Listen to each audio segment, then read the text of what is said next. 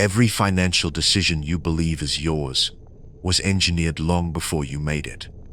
Corporations don't just sell products, they sell behavior, identity, and habit formation. In this episode, we dissect the hidden architecture that shapes modern financial behavior, the behavioral algorithms, psychological triggers, and corporate strategies used to make you spend, upgrade, subscribe, and return. This is not about budgeting. This is about the systems that define your relationship with money.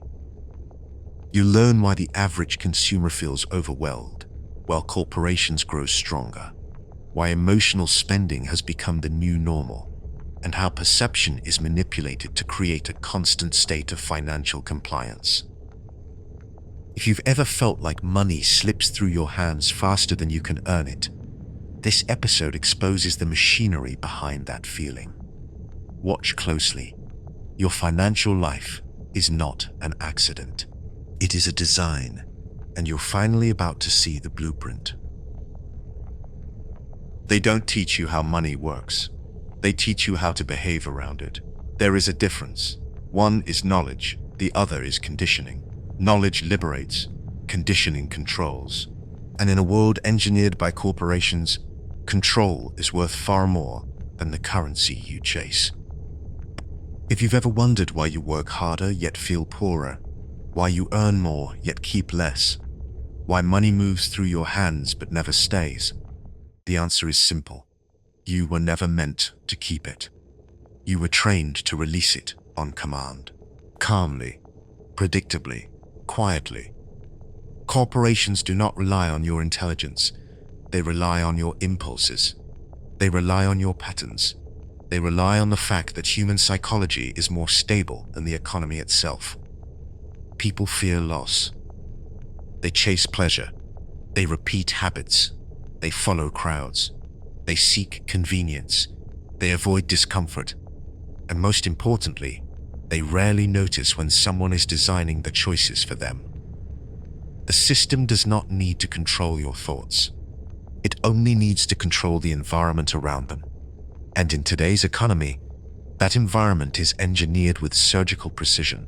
Every price, every color, every notification, every sale, every subscription model, every user interface, every microsecond of your digital attention is designed to guide you toward one predictable outcome. You spend, they earn. And the cycle continues while you believe you're making independent decisions. Modern corporations do not compete for your money. They compete for your mind. Money follows attention. Attention follows emotion. And emotion follows trigger. You think you're rational, but you're responding to sound cues, interface patterns, anchor prices, scarcity prompts, social proof, fear of missing out, convenience bias, reward anticipation, and loss aversion. All of them predictable. All of them measurable. All of them monetizable. You live in a marketplace of engineered desires, and the most profitable desires are the ones you never question. They start early, before you hold a job, before you understand value, before you understand leverage. They train you through repetition. Consume, reward, consume, reward, consume again.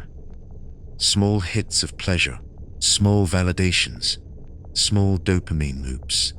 Nothing large enough to notice, nothing small enough to ignore.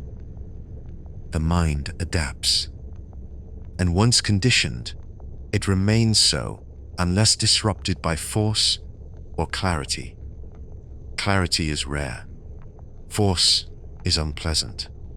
So the loop remains. When you finally enter adulthood, the system doesn't need to reprogram you. It only needs to refine the existing patterns. Your social media feeds are mapped, your spending habits analyzed, your emotional triggers cataloged. Your attention flows predicted with brutal accuracy. You are not a mystery to corporations. You are a data set, a pattern of repeated impulses, a predictable equation.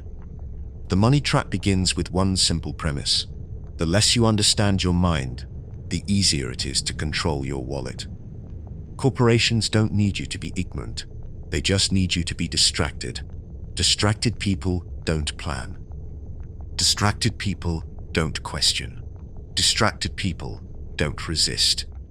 They react quickly, emotionally, consistently. Every industry understands this. Fashion sells identity. Technology sells convenience. Finance sells fear. Entertainment sells escape. Food sells comfort. Luxury sells validation. And you, the consumer, move between these emotional states like a pendulum controlled by invisible hands. When you feel inadequate, you spend to compensate. When you feel stressed, you spend to escape. When you feel bored, you spend to stimulate. When you feel pressured, you spend to belong. Your purchases are not financial decisions. They are emotional responses. Corporations know this, so they design environments that amplify the emotions that make you spend the fastest. Fear makes you buy protection. Insecurity makes you buy status. Loneliness makes you buy distraction. Fatigue makes you buy convenience. Curiosity makes you buy novelty. Greed makes you buy risk. Pride makes you buy appearance. Anxiety makes you buy comfort. And by the time you notice the pattern, the damage is already done. This is why corporations invest billions into psychological research, not to understand products, to understand you. They study decision fatigue, color theory, cognitive overload, neurochemical triggers, social conformity, and emotional anchoring. They study your eye movements, your scrolling patterns, your hesitation points. They study the exact moment your self-control weakens. They study the precise words that lower your resistance to spending. They study the micro-behaviors you don't even know you perform. And they use this knowledge not to guide you, but to steer you. The money trap is not about making you poor. It's about making you predictable. When corporations can predict your choices, they can design the outcomes. When they design the outcomes, profit is guaranteed. Uncertainty is eliminated. The system becomes efficient, and you become another cog in a machine you never agreed to operate. This is why subscriptions replaced ownership, why interfaces became addictive, why payments became invisible, why credit replaced cash, why digital wallets replaced friction, why urgency replaced patience, why branding replaced usefulness, why convenience replaced discernment. The less you feel the transaction, the more you spend. The less you see the cost, the less you resist. The less you question scarcity, the more you value illusion. Invisible money is the perfect trap, because what you cannot see, you cannot control. Corporations know that if you had to hold every dollar physically in your hand, feel its weight, sense its loss, observe the reduction, you would hesitate, you would calculate, you would resist. But in a world of taps, swipes, one-click checkouts, auto-renewals, and stored payment methods, spending feels like nothing, so you treat it like nothing, until the statement arrives. And by then, the system has already won. People believe inflation is what makes them poor. Inflation is simply a symptom. The real cause is structural. Your financial behavior is designed, curated, nudged, and guided by invisible frameworks created far outside your awareness. This is why the middle class struggles, not because they lack income, but because they lack defense. Corporations do not need to increase their prices if they can simply decrease your resistance. A conditioned consumer will continue spending even as their financial stability erodes. They do not notice the erosion. It happens slowly, inch by inch, wrapped in convenience and pleasure. You lose money, not through big decisions. You lose it through small behaviors. Behaviors engineered to be automatic. Behaviors engineered to feel natural. You don't question your habits, because habits feel like identity, and identity feels permanent. So you mistake programming for personality. The system works best when you believe your conditioned impulses are simply just who you are. But they are not. They are learned, and anything learned can be unlearned. The corporations know this too, which is why they create environments where unlearning becomes nearly impossible. Noise, distraction, stimulation, overload. The more the mind is overloaded, the less it can resist. A distracted mind cannot defend itself. A tired mind cannot question.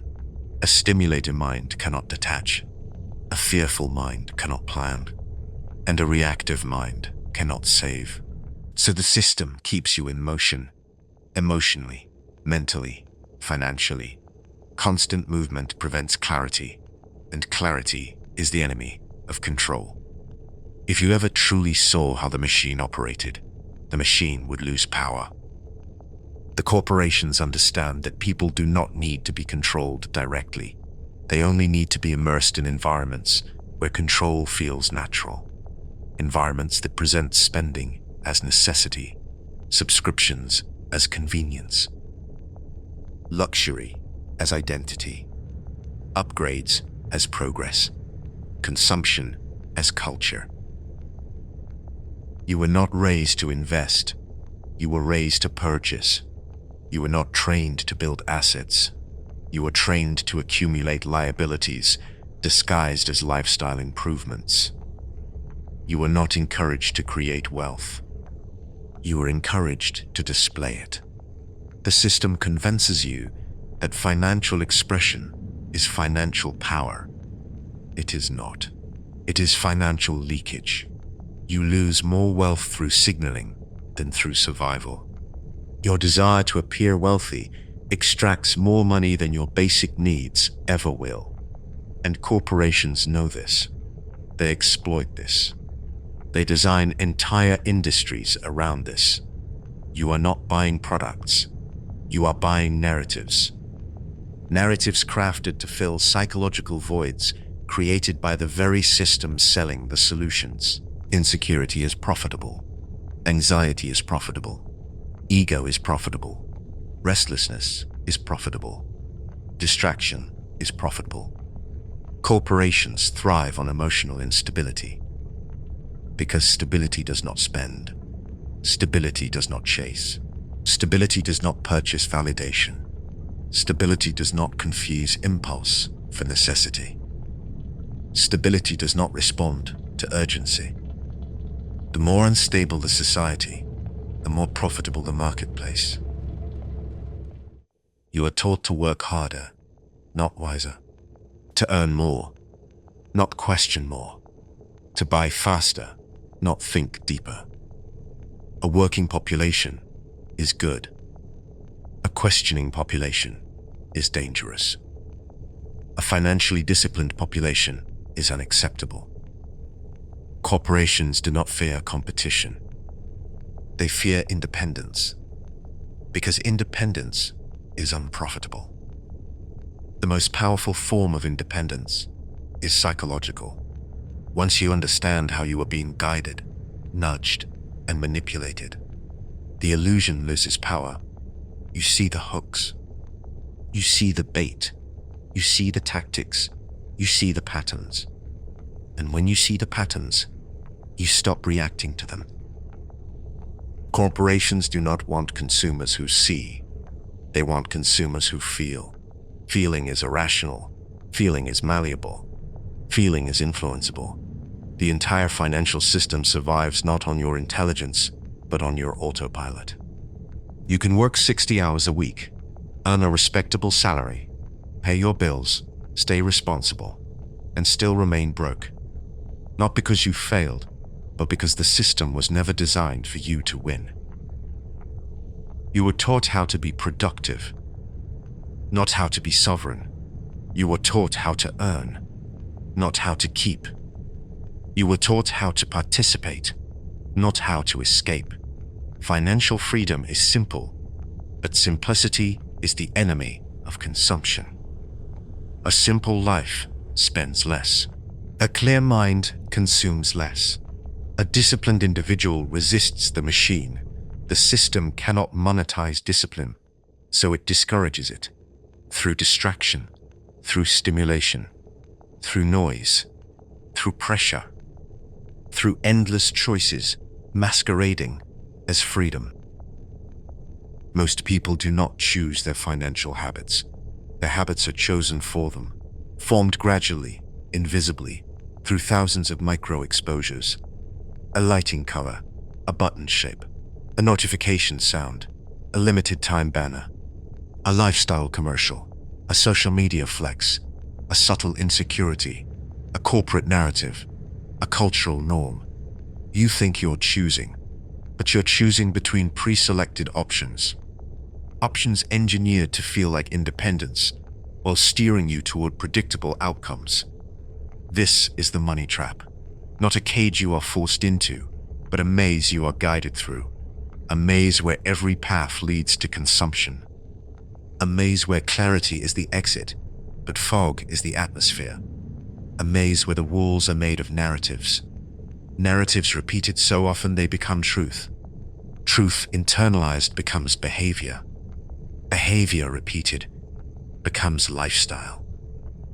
Lifestyle maintained becomes identity. And once the system shapes your identity, it no longer needs to guide you. You guide yourself. You become self-regulating. You become your own warden. You enforce the behavior the system needs. You defend the habits that drain you. You protect the illusions that weaken you. The corporations don't need to imprison you. They only need to convince you the door is locked. But it never was. The only lock is perception. The only key is awareness.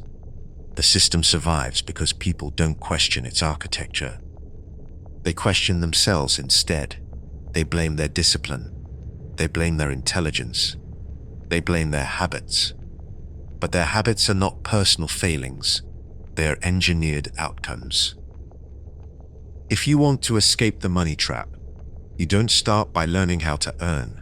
You start by learning how you're being controlled. Awareness is the first form of leverage. It is invisible, but powerful. Silent, but disruptive.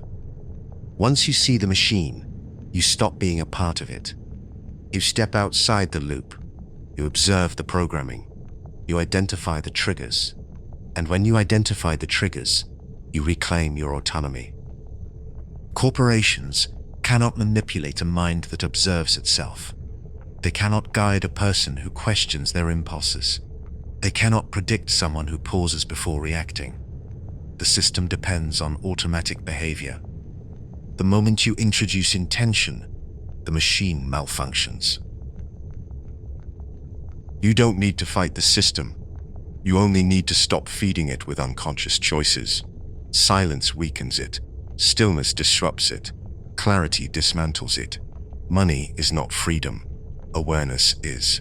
Because awareness gives you control over the one thing corporations depend on, your attention.